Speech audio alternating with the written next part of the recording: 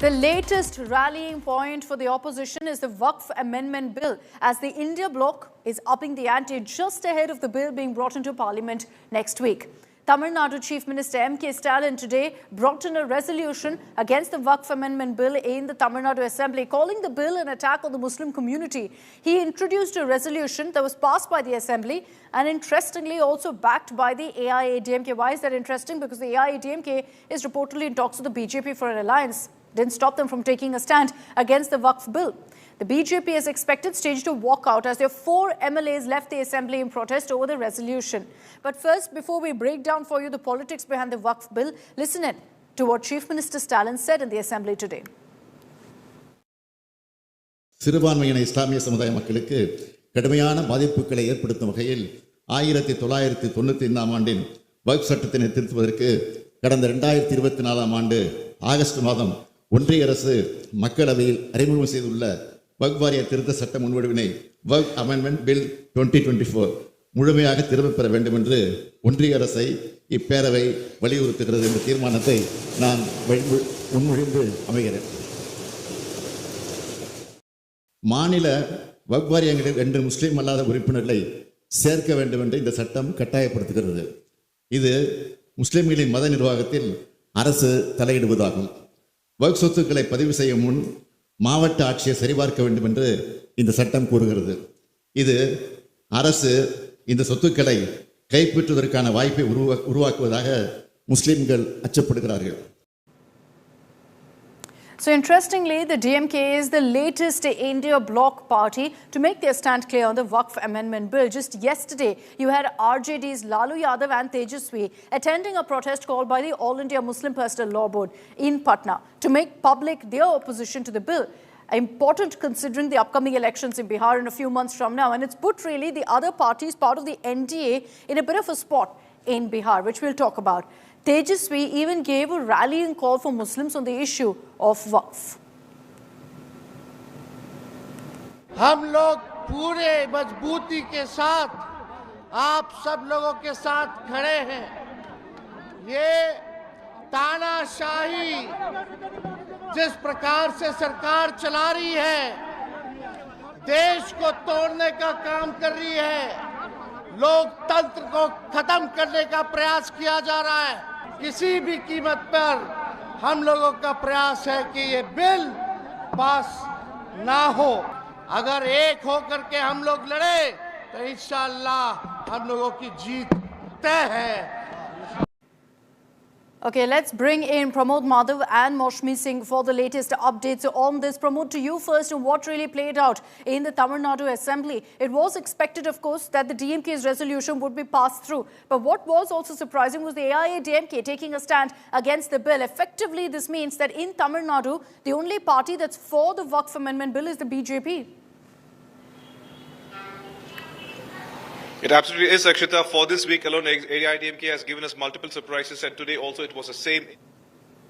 You mentioned it was Vanadi Srinivasan, the BJP MLA, who rose and spoke, and she said that whatever has happened has occurred as per the constitution. The union government elected by the people went by the constitution. It listened to the people, and only then this amendment was brought in. However, the chief minister was saying that the Muslims, the minorities, did not ask for any amendments, and in a way trying to bring non-Muslims into this particular, the board is actually kind of diluting it, and it will cause a lot of issues to the minorities and Muslims. And it turned out to be a huge debate with the BJP walking out. However, the bill was the resolution was passed in the assembly unanimously, Akshita. Okay, let's also bring in Moshmi Singh for more details on this. The fact that we're seeing, Moshmi, more and more of the India bloc parties speaking out, passing resolutions, being a part of the protests. Has this been some sort of a movement? Is this a decided strategy by the India bloc? See, clearly, in the backdrop of, the certain sections of the Muslim outfits, not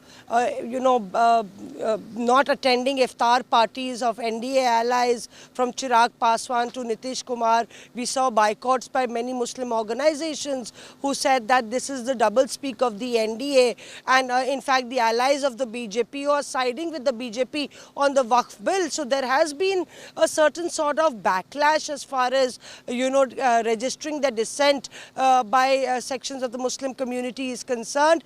And we've seen that the Saugate Modi perhaps is being seen as a reach out and as a outreach to the Muslim community at large. So there is a lot of politics brewing over it, and that's one reason we see, Akshita, that the India bloc allies are stepping up the game and expressing their solidarity, participating in protests by the Muslim organizations, even as we can say that the Waqf Amendment Bill will see the light of the day post-Eid. So that has also been timed by the Modi government. We'll see that bill being, passed or discussed in the House in the next week.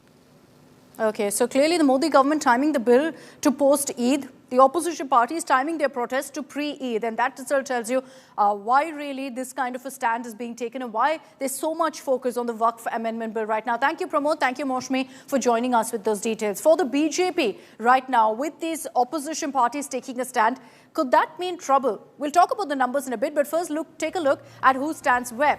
Now, parties for, obviously, the BJP is there, and then you have also the Shiv Sena in that list. Why is it so short? We'll talk about the other allies of the NDA in just a bit. Parties against, it's a long list. All of the India bloc and several others like the YSRCP, the AIADMK, the BRS, who aren't a part of the India bloc, have also made their stand clear on the issue of the Waqf Amendment Bill. Some of these parties, like YSRCP for example, usually back the BJP on several contentious legislative issues in Parliament. On this, they've made their stand clear.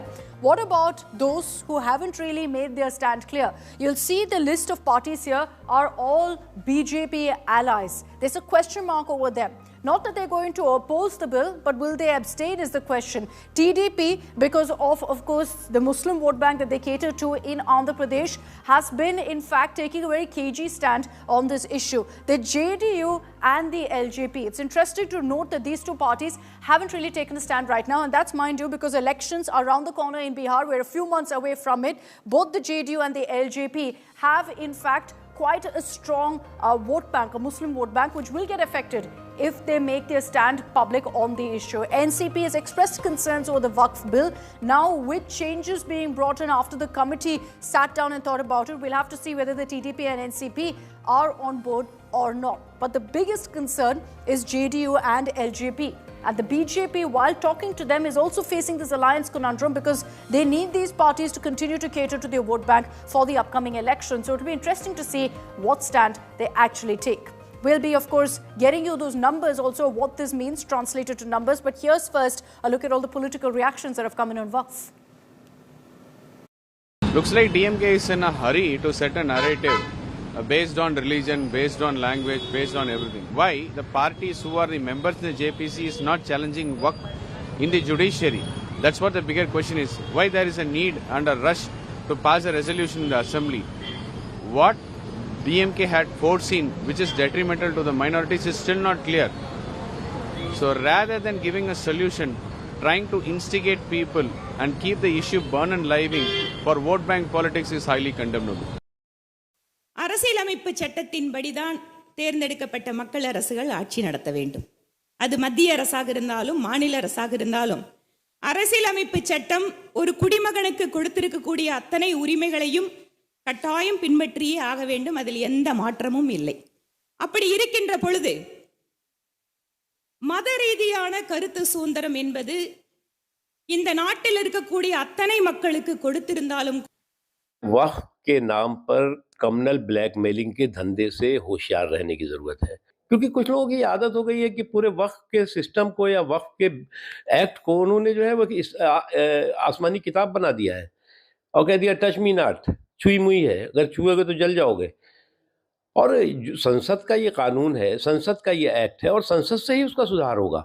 आज जो है नरेंद्र मोदी जी है जो निर्णय देश हित में है, समाज के हित में है, संविधान के हित में है, उससे न वो पीछे हटने वाले हैं, न उसमें कोई तरह का परिवर्तन होगा। और वक्फ जो सुधार का बिल है वो संसद में पास होगा, उसे कोई रोक नहीं सकता। The fundamental rights of the people is involved in this, and the Waqf bill itself has changed so many times. It's not the first time it is changing. So without going into the merits of it, just opposing for the sake of political reason. It's a political reason they are opposing it. Even Karnataka has opposed it for their vote bank. So that will not stand the test of the water. Anyhow, it is going to be debated and passed in the Parliament next week. எனவே ஒரு வகையிலே இஸ்லாமியர்களை எல்லாம் இஸ்லாமிய சொத்துக்கள் இன்றைக்கு பாதுகாக்கப்பட வேண்டும் என்பதற்காகத்தான் 1995லேயும் 2013லே அந்த சட்டங்கள் கொண்டு வரப்பட்டன.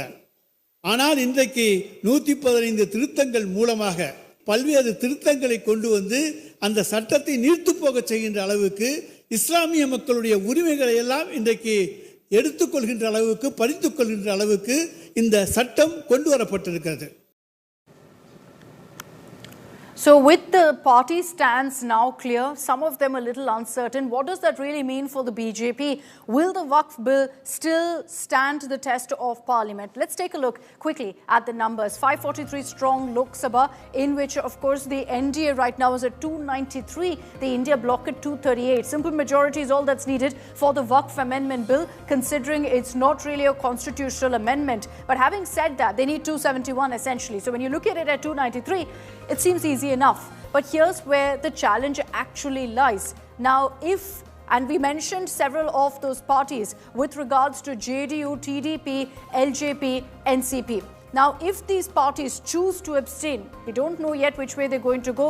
Unlikely they'll abstain, but if they choose to abstain, you see all of the numbers there at 34.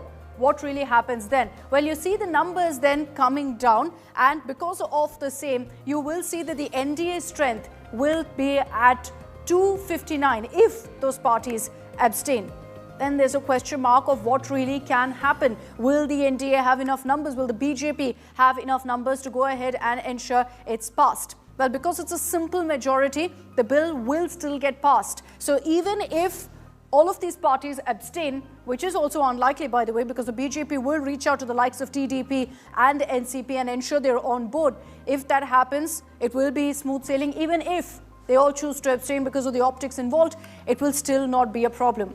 But what about in the Rajya Sabha? In the Rajya Sabha, the India bloc's numbers are obviously slightly better than what it is in the Lok Sabha. So if you break that down, 125 is NDA, 88 is the India bloc, others is at 23. Again, here the simple majority is 118. Let me again remind you, not a constitutional amendment. So it's a simple majority. At 118, the NDA government has those numbers.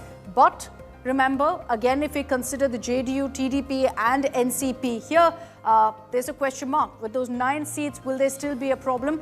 The number comes then to 116.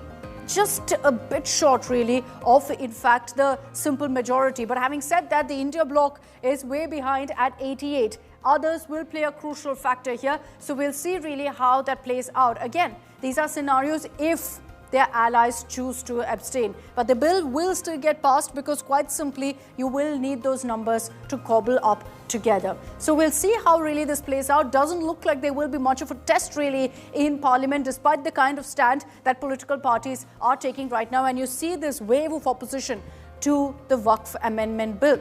Remember that this bill was something that was introduced already in Parliament a few months ago in August. Then it was, of course, recommended to a committee which the government said they're okay with. What are the changes that the government, that the JPC in this particular bill actually recommended? There were a few tweaks made. For example, that the Waqf councils will have at least 2 non-Muslim members. This is something that was proposed earlier. It's something the committee has agreed to restrict that at 2, to have 2 non-Muslim members. Muslim women will be a part of the Waqf board. This is one clause that almost every party is on board with, which is great to see, considering women weren't allowed to be a part of the Waqf board before this. A state-nominated officer will determine if a property is Waqf or not. So that regulation will still be there, which is what the Waqf Amendment Bill is all about. That the board can't just go ahead and clutch any amount of land and claim it's Waqf. They want someone to be gatekeeping that. A state-nominated officer will do that. Now, no retrospective effect of law if the property is registered. A lot of the Waqf property isn't registered. In this particular case, that's why this step has been taken, saying if it's registered, there's no problem whatsoever. Now, the Waqf claim on government land that can also be scrutinized. Another very important point, considering, of course, that the Waqf Board has laid claim to several government properties. It's something that now can be scrutinized. Let's move that forward as well to the next point, which is provision for a separate board for Aga Khanis and for the Bohra community. So in that case, there'll be a separate board that's set up with more representation of these sub-communities. Now, the Waqf boards must also ensure that all property details are uploaded online. So that's a clear condition that's been put forth. If you look at the amendment bill, which was originally introduced versus what really the JPC has brought in, a few tweaks here and there, that's made all opposition parties' terms and conditions also being considered, their dissent notes also being considered.